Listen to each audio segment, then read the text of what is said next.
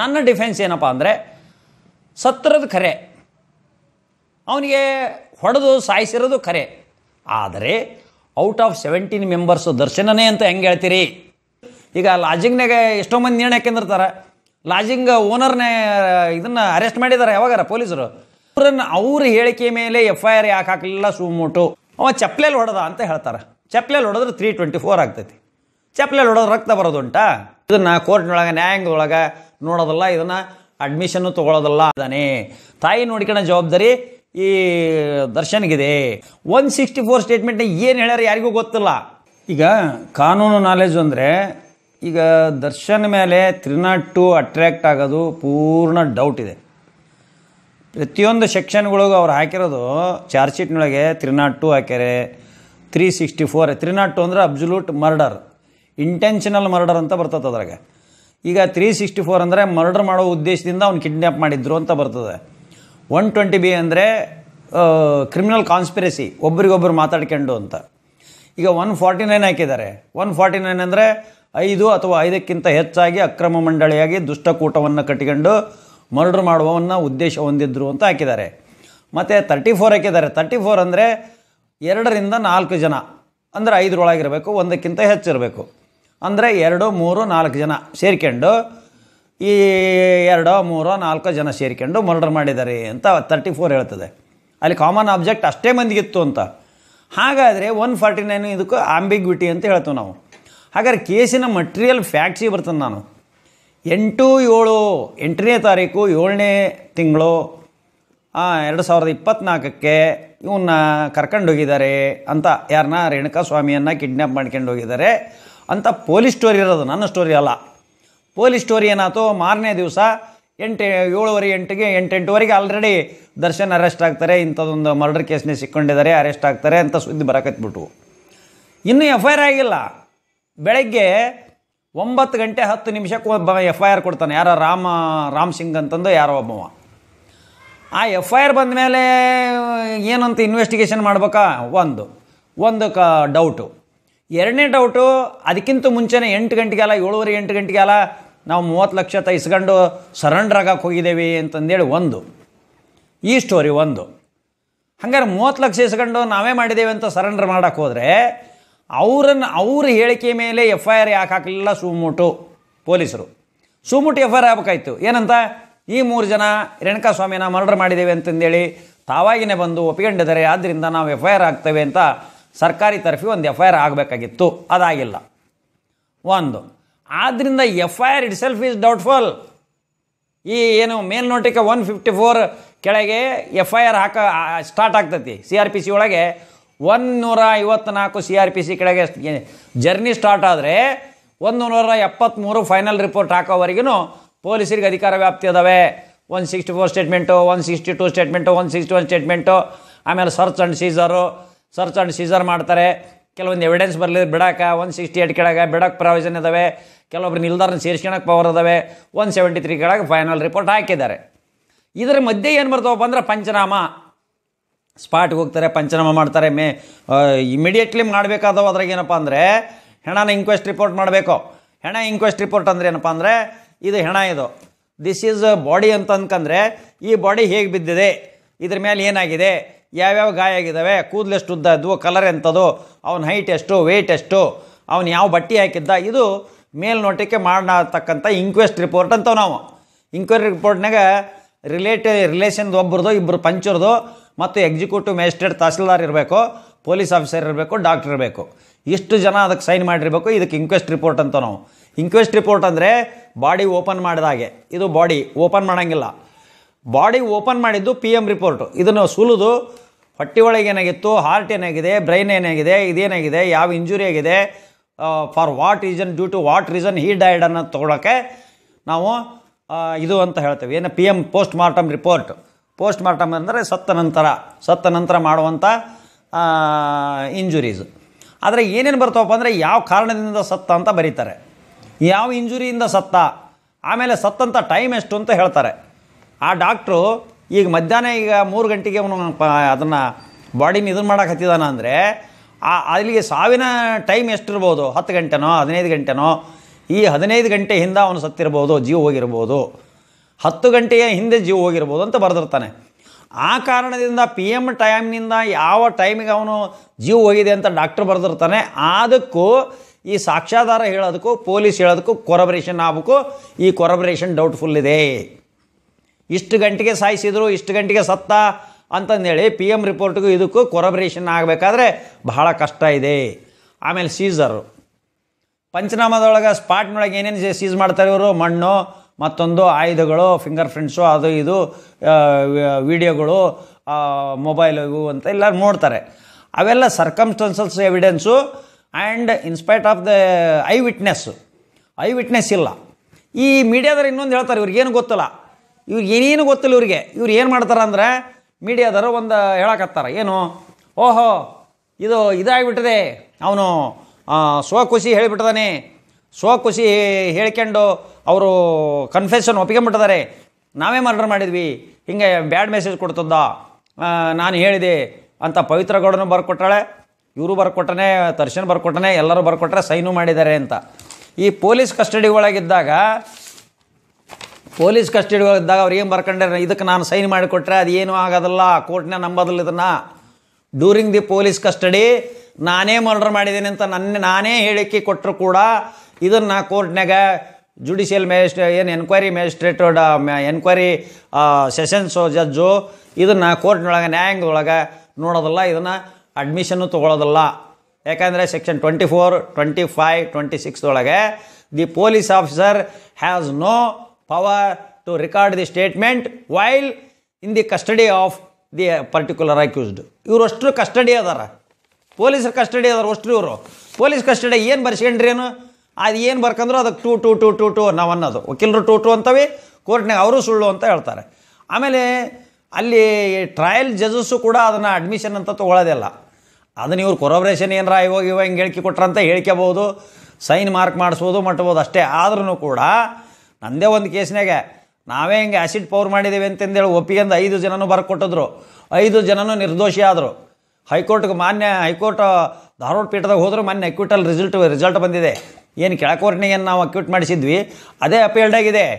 ಅದು 326A ಅಂತ, ಅದು equivalent to life improvement, heavy ಇದು ಸೆಷನ್ ಟ್ರಯಲ್, ಅದು ಅಂಥ ಕೇಸು ಅಕ್ವಿಟ್ ಆಗ್ತವೆ. ಇದರಲ್ಲಿ PM ರಿಪೋರ್ಟು ಡೆತ್ ಆಗಿದೆ, ಸಾವು ಆಗಿದೆ. ಆದರೆ ದರ್ಶನ್ನೇ ಕೊಂದ ಅಂತ ಅನ್ನಲಿಕ್ಕೆ ಬಹಳ ಕಷ್ಟಪಟ್ಟು ಪ್ರೂವ್ ಮಾಡಬೇಕಾಗಿದೆ ಇವರು. ಯಾಕೆಂದರೆ ಇಲ್ಲಿ ಡಿಫೆನ್ಸ್ ಲಾಯರ್ ಸುಮ್ಮನೆ ಇರೋದಲ್ಲ. Defence lawyer constitute the offence of 302 ಅಂತ ಮಾಡಬೇಕು. ಈಗ ಹೆಣನೂ ನಾಪತ್ತೆ ಆಗಿಲ್ಲ, ಯಾವ ಸಾಕ್ಷ್ಯಾಧಾರನೂ ನಾಶ ಆಗಿಲ್ಲ, ಡೆಸ್ಟ್ರಾಯ್ ಆಗಿಲ್ಲ, ಎಂಥದೂ ಇಲ್ಲ. 201 ಹಾಕಿದ್ದಾರೆ. 201 ಅಂದರೆ ಡೆಸ್ಟ್ರಾಯಿಂಗ್ ಆಫ್ ದಿ ಎವಿಡೆನ್ಸಸ್, ಸಾಕ್ಷ್ಯವನ್ನು ನಾಶ ಮಾಡಿದ್ದಾರೆ ಅಂತ. ಸಾಕ್ಷ್ಯ ನಾಶ ಅಂದರೆ ಹೆಂಗೆ ಬರ್ತೈತೆ ಅಂದರೆ ಹೆಣ ಸುಟ್ಟು ಬೂದಿ ಮಾಡಿ ಏನು ಸಿಗದಂಗೆ ಮಾಡೋದು. ಇವ್ರಿಗೆ ಹೆಣನೂ ಸಿಕ್ಕೋದೇ ಎಲ್ಲ ಆಗಿದೆ, ಇನ್ನೇನಪ್ಪ ಬಾಡಿಯನ್ನು ಡಿಸ್ಪರ್ಸ್ ಮಾಡಿದ್ದಾರೆ, ಸ್ಪಾಟ್ನಿಂದ ಮಾಡಿದ್ದಾರೆ ಅಂತ ಅವ್ರ ಚಾರ್ಜ್ ಶೀಟ್ನಾಗ ಇರೋದು. ಅಂಥ ಸಂದರ್ಭದಲ್ಲಿ 201 ಬರೋದೇ ಇಲ್ಲ. ಸೊ ಇವ್ರು 201 ಹಾಕ್ತಾರೆ. ಅಂದರೆ the investigating agency is not certain, particularly is not certain, they have no any certainty. ಯಾಕಂದರೆ ನಿರ್ದಿಷ್ಟವಾದಂಥ ಎವಿಡೆನ್ಸು, ನಿರ್ದಿಷ್ಟವಾದಂಥ eye witness, they are all depending upon the digital evidence. Phone ಮಾತಾಡಿದರೆ ಈಗ ನನ್ನ ಫೋನ್ ನಾನಿಲ್ಲದನೀಗ ಇಲ್ಲಿ ಯಾರ್ದೋ ಒಂದು ದಾರ್ಯಾಗ ಮರ್ಡರ್ ಅಂತಂದ್ರೆ whether I am responsible to for that one. ಇವನು ಮೊಬೈಲ್ ಟವರ್ ಎಲ್ಲೆಲ್ಲಿ ಹೋಗಿದೆ ಅಲ್ಲಲ್ಲಿ ತೊಗೊಂಬಿಟ್ರೆ ಡಿಜಿಟಲ್ ಎವಿಡೆನ್ಸ್ ಅಂತ. ಅದಕ್ಕೆ ಡಿಜಿಟಲ್ ಎವಿಡೆನ್ಸ್ನಾಗ ಅವನು ಇದು ಮಾಡಿದಾನೆ ಅಂತಂದು ಆಗ್ತದ. ಡಿಜಿಟಲ್ ಎವಿಡೆನ್ಸು ಅವನ ಗಾಡಿ ಎಲ್ಲೆಲ್ಲಿ ಹೋಗಿದೆ ಅಂತ. ಈಗ ಅಂಥ ಜೀಪ್ಗಳು, ರೆಡ್ ಜೀಪ್ಗಳು ಎಷ್ಟಿದ್ದಾವೆ? ಹಾಗಾದ್ರೆ ಅದೇ ಜೀಪ್ನಾಗ ದರ್ಶನ್ ಇದ್ದ ಅಂತ ಪ್ರೂವ್ ಮಾಡ್ತಾರೆ ಇವರು. ಅವೆಲ್ಲ ಭಾಳ ಕಷ್ಟ ಇದ್ದಾವೆ, ಪ್ರೂವ್ ಮಾಡೋದು ಭಾಳ ಕಷ್ಟ ಇದೆ. ಇದು ಪೂರ್ಣ ಕಾನ್ಸ್ಟಿಟ್ಯೂಷನ್ ಆಫ್ ಅಫೆನ್ಸ್. ಆಮೇಲೆ ಸೀಸರ್ ಆಯಿತು, ಬ್ಲಡ್ ಸ್ಟೇನ್ ಅಂತಾರೆ. ಅವನು ಬ್ಲಡ್ಡು ನನ್ನ ಇದಕ್ಕೆ ಸಿಡ್ದತಿ ಅಂತ ಇಟ್ಕೊಳ್ಳೋಣ. ಈ ಸಿಡ್ದತಿ ಅನ್ನೋದನ್ನು ಇವರು ಹಾಗೆ ಮಾಡಿದರೆ ಆ ಟೀ ಶರ್ಟನ್ನು ಬಡ ವಾಶ್ ಮಾಡಿ ಅದನ್ನು ಸಹಿತ ಸಿಗದಂಗೆ ಮಾಡಿ ಇಡ್ತದ್ದ ಕಾಸಿಸ್ ಇದ್ದರೆ. ಆಮೇಲೆ ಸೂಜಿಗೆ ಅದಕ್ಕೆಲ್ಲ ಬ್ಲಡ್ ಸಿಡ್ದಿತ್ತು ಅಂತೇಳಿ, ಬ್ಲಡ್ ಎಲ್ಲ ಅದಕ್ಕೆ ಹತ್ತಿತ್ತು ಅಂತ ಅವನ್ನೆಲ್ಲ ತೊಗೊಂಡು FS ಕಳಿಸ್ತಾರೆ. FS ಕಳಿಸುವಾಗ ಆದರೆ ಪಂಚರು ಹೇಳ್ಬೇಕದನ್ನು, ನಾವು ನೋಡಿದಾಗ ಅದಕ್ಕೆ ಬ್ಲಡ್ ಇತ್ತು ಇಲ್ಲ ಅನ್ನೋದನ್ನು ಪಂಚನಾಮೆ ಮಾಡಿದಂಥ ಮಹಾಜರ್ ಮಾಡಿದಂಥವ್ರು ಹೇಳಬೇಕು.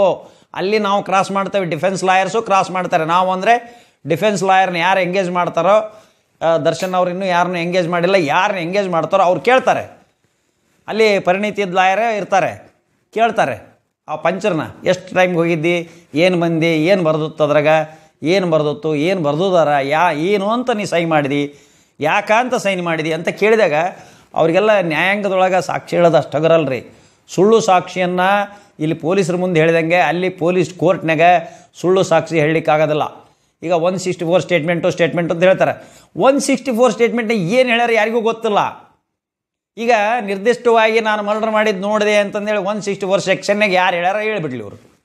ನಿರ್ದಿಷ್ಟವಾಗಿ ಹೇಗೆ ಬರ್ಬೇಕಪ್ಪ ಅಂದ್ರೆ, ಉದ್ದೇಶಿತವಾಗಿ ದರ್ಶನ್ ಅವರು ಈ ಇದರಿಂದ ದುರ್ಗದಿಂದ ಕರೆಸಿ ಇವರೇ ಎತ್ತಕ್ಕೆ ಬಂದು ಇವರೇ ನಿಂತಿದ್ದು, ಇವರೇ ಸಾಯುವವರೆಗೆ ಹೊಡೆದು ಸಾಯುವ ಉದ್ದೇಶವನ್ನೇ ಹೊಂದಿದ್ರು, ಅವನು ಸಾಯಿಸಬೇಕು ಅನ್ನೋ ಉದ್ದೇಶ ಹೊಂದಿದ್ರು. ಇದಕ್ಕಾಗಿ ಅನೇಕ ಪ್ಲ್ಯಾನನ್ನು ಹಾಕಿದ್ರು.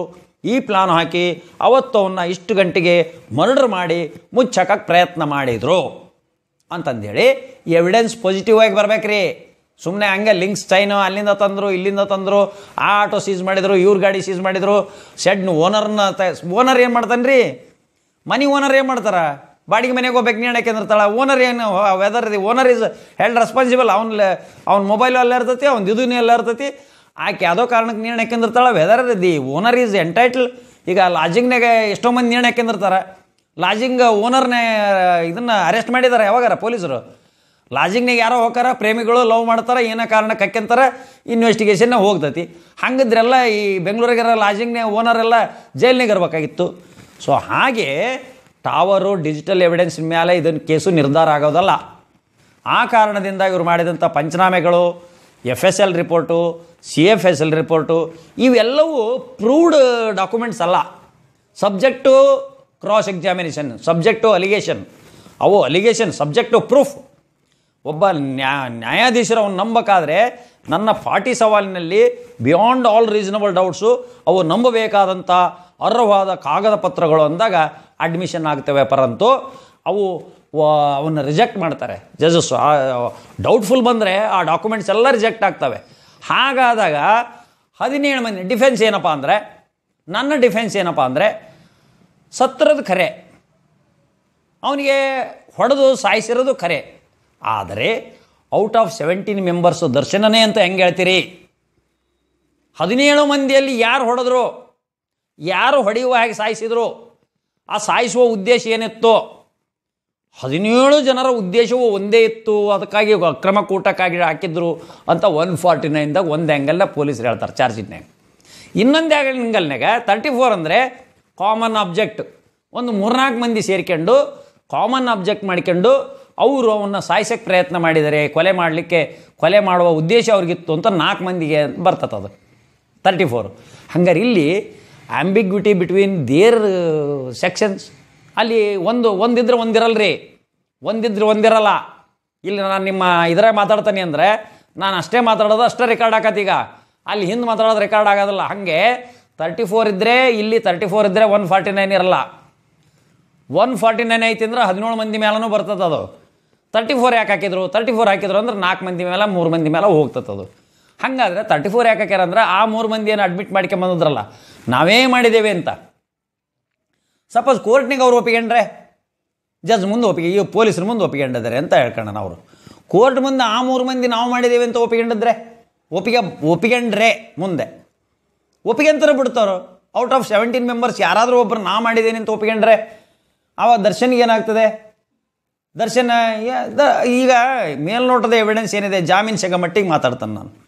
ಈಗ ಮೇಲ್ನೋಟದ ಕೇಸ್ನಲ್ಲಿ ಪೊಲೀಸರು ಬೆಳಗ್ಗೆ ಲೈವ್ನಾಗ ಹೇಳೀನಿ, ಈಗ ಹೊಡೆದ್ರೆ ನಾನು ಯಾರಿಗಾದರೂ ಇದನ್ನು ತೊಗೊಂಡು ಹೊಡಿತೀನಿ, ಇದು ವೆಪನ್ ಇದು, ಅಥವಾ ಈ ತಟ್ಟೆ ತಗೊಂಡು ಹೊಡಿತೀನಿ, ಈ ಒಂದು ಏನೋ ತಗೊಂಡು ನಾನು ಹೊಡಿತೀನಪ್ಪ, ಯಾರಿಗೆ ಈಗ ಸಿಟ್ಟು ಬಂದಂತಿ ಹೊಡಿತೀನಿ, ಗಾಯ ಆಗ್ತದೆ, ಇದು ಡೆಡ್ಲಿ ವೆಪನ್ ಆಗ್ತೈತಿ. ಅವ ಚಪ್ಪಲೆಯಲ್ಲಿ ಹೊಡೆದ ಅಂತ ಹೇಳ್ತಾರೆ. ಚಪ್ಪಲೆಯಲ್ಲಿ ಹೊಡೆದ್ರೆ 324 ಆಗ್ತೈತಿ. ಚಪ್ಪಲೆಯಲ್ಲಿ ಹೊಡೆದ್ರೆ ರಕ್ತ ಬರೋದುಂಟಾ? ಚಪ್ಪಲೆಯಲ್ಲಿ ಹೊಡೆದ್ರೆ ರಕ್ತ ಹೆಂಗೆ ಇವನಿಗೆ ಟಿ ಶರ್ಟ್ ಸಿಡಿಯೋದುಂಟಾ? ಇವೆಲ್ಲ ಡೌಟ್ ಅದಾವ್ರಿ ಸರ್. ಇವನು ಒಂದೆರಡು ಹೊಡೆದ, ರೊಕ್ಕ ಕೊಟ್ಟ ಬಂದ ಅಂತ ಇಷ್ಟು ಮೇಲೆ ನೋಡಿದ ಎವಿಡೆನ್ಸ್ ಇವ್ರು ಹೇಳ್ತಾರೆ. ಒಪ್ಪನ ಅದನ್ನು ಒಂದೆರಡು ಸರಿ ಬೂಟಲ್ಲಿ ಹೊಡೆದ, ಚಪ್ಪಲೆಯಲ್ಲಿ ಹೊಡೆದನ ಅಂತಂದರೆ 324 ಆಗ್ತದೆ. 2 years ಇಂಪ್ರಿಸನ್ಮೆಂಟ್ ಇದೆ, ಬೇಲೆಬಲ್ ಅಫೆನ್ಸ್ ಅದು. ಆ ಕಾರಣದಿಂದ ಅವನಿಗೆ ಜಾಮೀನು ಕೊಡಬೇಕಂತ ಅಪರಾಧ ಮೇಲ್ನೋಟಕ್ಕೆ ಅಂತ ಬರ್ತದೆ. ಉದ್ದೇಶಪೂರ್ವಕವಾಗಿ 324 ಹಾಕಿಲ್ಲ. ಕರೆಂಟ್ ಶಾಕ್ ಕೊಡ್ತಾರೆ ಅಂತಂದರೆ ಕರೆಂಟ್ ಶಾಕಿಗೆ ಯಾವುದು ಸೆಕ್ಷನ್ ಹಾಕಿಲ್ಲ ಇವರು. 326 ಹಾಕ್ಬೇಕು, 324 ಹಾಕ್ಬೇಕು. ಗ್ರೀವಿಯಸ್ ಹರ್ಟ್ ಅಂದರೆ ಗಂಭೀರವಾದ ಗಾಯ ಆದ ನಂತರ ಅವನು ಸತ್ತದಾನೆ ಅಂತ ಮೇಲ್ನೋಟಕ್ಕೆ ತೋರಿಸ್ತತಿ. ಇದು ನಮಗೆ ತಿಳ್ಕೊಂಡ ಆಧಾರದ ಮೇಲೆ.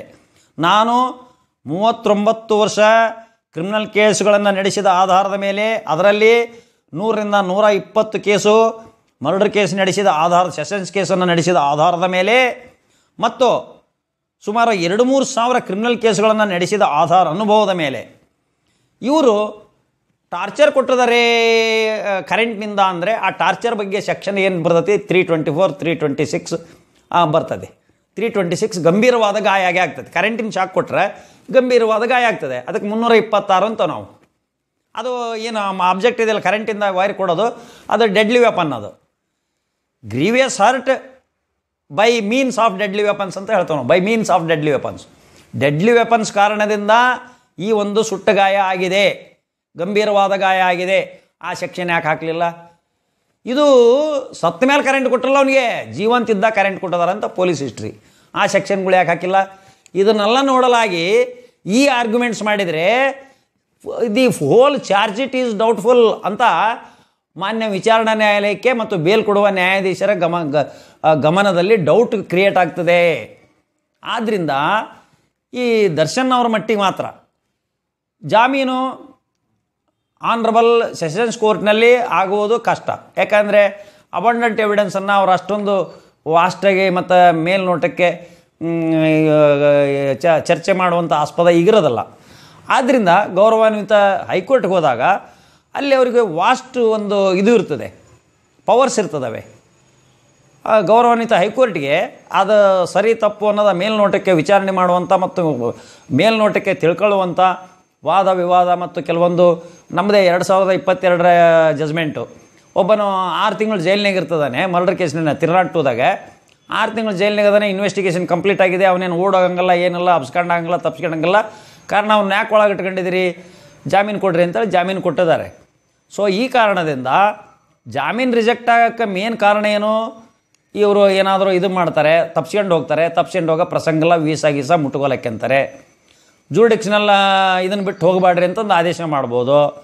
ಬೇಡ ಮನೆಯಾಗ ಇರಪ್ಪ ನೀನು ಅಂತ. ಈಗ ಅಂಥ ಕೇಸ್ನಾಗ ಇವನಿಗೆ ಜಾಮೀನು ಮಾಡಿದ್ರಲ್ಲ ಬಳ್ಳಾರಿ ರೆಡ್ಡಿ ಅವರಿಗೆ, ನೀನು ಆ ಏರಿಯಾ ಬಿಟ್ಟು ಹೋಗಬೇಡ ಅಂತಂದೇಳಿ. ಈಗ ವಿನಯ್ ಕುಲಕರ್ಣಿಗೆ ಬೇಲ್ ಮಾಡಿದ್ರಲ್ಲ, ವಿನಯ್ ಕುಲಕರ್ಣಿ ಬೇಲ್ನಾಗ ನೀನು ಧಾರವಾಡಕ್ಕೆ ಹೋಗಂಗಿಲ್ಲ ಅಂತ ಕಂಡೀಷನ್ ಹಾಕ್ಯಾರ. ಸೊ ಹಾಗೆ ಈ ಪೊಲೀಸ್ ಸ್ಟೇಷನ್ ಇರ್ತಕ್ಕಂಥ ಜಾಗಕ್ಕೆ ನೀ ಅಲ್ಲಿ ಹೋಗಬೇಡ, ಆ ಘಟನೆ ನಡೆದ ಏರಿಯಾದಾಗ ನೀವು ಹೋಗಬೇಡ ಅಂತ ಕಂಡೀಷನ್ ಹಾಕ್ಬೋದು. ನೀನು ಶೂಟಿಂಗ್ ಗೀಟಿಂಗ್ ಯಾವುದು ಮಾಡ್ತಕ್ಕದ್ದಲ್ಲ, ಮತ್ತು ಈ ಕೇಸ್ ಮುಗಿಯೋ ಮಠ ಎಲ್ಲಿ ಹೋಗ್ತಕ್ಕದ್ದಲ್ಲ ಅಂತಂದೇಳಿ ಆದೇಶ ಮಾಡ್ಬೋದು, ಕಂಡೀಷನ್ ಹಾಕ್ಬೋದು. ಆ ಕಂಡೀಷನಲ್ ಬೇಲನ್ನು ಗೌರವಾನ್ವಿತ ಹೈಕೋರ್ಟ್ನಲ್ಲಿ ಕೊಡಬಹುದು. ಅದು 1.5ರಿಂದ 2 ತಿಂಗಳೊಳಗೆ ಬೇಲನ್ನು ಮಾನ್ಯ ಹೈಕೋರ್ಟ್ನಿಂದ ಪಡೆಯ ಅರ್ಹತೆ ಮತ್ತು ಅಷ್ಟೊಂದು ಸಾಕ್ಷ್ಯಾಧಾರಗಳು ಅಭಿಪ್ರಾಯ ಇದೆ, ಬೇಲ್ ಆಗ್ಬೋದು ಅಂತ ನನ್ನ ಅನುಭವದ ಮೇಲೆ ನಾನು ತಿಳ್ಕೊಂಡ ಮತ್ತು ನಾನು ಓದಿದ ಏನು ಕಾನೂನಿನ ಅಭ್ಯಾಸದ ಆಧಾರದ ಮೇಲೆ ನಾನು ಹೇಳ್ತೇನೆ. ಇನ್ನೊಂದು 1-1.5 ತಿಂಗಳಲ್ಲಿ ಜಾಮೀನು ಸಿಗಬಹುದು. ಸಿಕ್ಕ ಮೇಲೆ ಕೇಸು ಮುಂದೆ ಏನು ವಿಚಾರಣೆ ಇಲ್ಲ ಹಂತದಲ್ಲಿ ಏನಾಗ್ತದೆ ಏನು, ಯಾಕಂದರೆ ಅಷ್ಟೊಂದು ಸಾಕ್ಷ್ಯಾಧಾರ ಆಗಿದ್ದಾರೆ ಅಂದರೆ ಪ್ರೊಲಾಂಗ್ ಕೇಸ್ ಹೋಗ್ತದೆ. ಇದು 7-8 ವರ್ಷ ಗಂಟಲೆ ವಿಚಾರಣೆ ನಡೆಯುವಂಥ ಒಂದು ಕೇಸ್ ಇದು. ಅಷ್ಟರೊಳಗೆ ಏನೇನಾಗ್ತದೆ, ಏನೇನು ಇತಿಹಾಸ ಆಗಿ ಬರ್ತವೆ, ಏನು ಬಿಡ್ತವೆ ಏನು ಗೊತ್ತಿಲ್ಲ. First of all in this case is only ಈಗ ದರ್ಶನ್ ಅವ್ರ ಮುಂದಿರೋ ಆಪ್ಷನ್ ಏನಪ್ಪ ಅಂದರೆ ಬೇಲ್ ಹಾಕ್ಕೊಳ್ಳೋದು. ಜಾಮೀನು ಚಾರ್ಜ್ ಶೀಟ್ ಆಗಿದೆ, ಚಾರ್ಜ್ ಶೀಟ್ ಹಾಕಿದ ನಂತರ ವಿಚಾರಣೆಗೆ ಅವಶ್ಯಕತೆ ಇಲ್ಲ. ಎಲ್ಲ ಡಾಕ್ಯುಮೆಂಟ್ಸು, ಎಲ್ಲ ಮಟೀರಿಯಲ್ ಆಬ್ಜೆಕ್ಟ್ಸು, ಎಲ್ಲ ವಿಟ್ನೆಸಸ್ಸನ್ನು ರೆಕಾರ್ಡ್ ಮಾಡ್ಕೊಂಡಿದ್ದಾರೆ. So tampering of witness, the question of tampering witness does not arise at the stage. ಹಾಗಂದರೆ ಸಾಕ್ಷ್ಯಾಧಾರಗಳನ್ನು ಒಡೆಯುವ, ಹೆದರಿಸುವಂಥ ಒಂದು ಅಂಶ ಇಲ್ಲಿಲ್ಲ, ಬಿಟ್ಟು ಓಡಿ ಹೋಗುವಂಥ ಅಂಶ ಇಲ್ಲಿಲ್ಲ. ಮತ್ತು ಪುನಃ ಏನಾರ ಇನ್ನೂ ಹೆಚ್ಚು ಕಡಿಮೆ 10% ಏನಾರ ಎನ್ಕ್ವೈರಿ ಐತೆ ಅಂದರೆ ಎನ್ಕ್ವೈರಿಗೆ ಪೊಲೀಸರ ಮುಂದೆ ಹಾಜರಾಗುವಂಥ ಅಂಡರ್ಟೇಕಿಂಗ್ ತೊಗೊತಾರೆ. ಸಫಿಷಿಯೆಂಟ್ ಇದನ್ನು ಕೊಡುವಂಥ ಒಂದು ಇದು ಇದೆ. ಮೇಲೇನಾಗಿ ಅಂದರೆ ಅವನು ಸಣ್ಣ ಮಗುವನ್ನು ಹೊಂದಿದ್ದಾನೆ, ಮತ್ತು ತಾಯಿಯನ್ನು ವಯಸ್ಸಾದ ತಾಯಿ ಹೊಂದಿದ್ದಾನೆ. ತಾಯಿ ನೋಡ್ಕೊಳ್ಳೋ ಜವಾಬ್ದಾರಿ ಈ ದರ್ಶನ್ಗಿದೆ. ಹೆಂಡತಿನೂ ಸಹ ಡಿಪ್ರೆಸ್ ಆಗಿದ್ದಾಳೆ. ಅವನ ದರ್ಶನ್ ಹೆಂಡತಿ ವಿಜಯಲಕ್ಷ್ಮಿ, ಆ ಮೇಡಮ್ ಪಾಪ ಅವರು ದಿನಾಲು ದುಃಖಿತರಾಗಿರ್ತಾರೆ. ಹೊರಗಿನರಿಗೆ ಎಷ್ಟು ದುಃಖಿತ ಆಗತ್ತೆ ಅಂದರೆ ಅವ್ರಿಗೆ ಎಷ್ಟು ದುಃಖಿತ ಆಗೋದಲ್ಲ. ಅದಲ್ಲದೆ ಹುಡುಗ ಇನ್ನೂ ಇನ್ಮೆಚ್ಯೂರ್ಡ್ ಹುಡುಗ, ಅದು 16-17 ವರ್ಷದ ಹುಡುಗ ಮಗ. ಆ ಮಗುವಿನ ಒಂದು ಇದ್ರ ಮೇಲೆ ತೊಂದರೆ ಆಗ್ತದೆ. ಈ ಎಲ್ಲ ಕಾರಣದಿಂದ ಬೇಲನ್ನು ನೀಡಬಹುದು. ಗೌರವಾನ್ವಿತ ಉಚ್ಚ ನ್ಯಾಯಾಲಯ ಅಂದರೆ ಹೈಕೋರ್ಟ್ನವರು ಬೇಲನ್ನು ಕೊಡಬಹುದು ಅಂತ ನನ್ನ ಅಭಿಪ್ರಾಯ.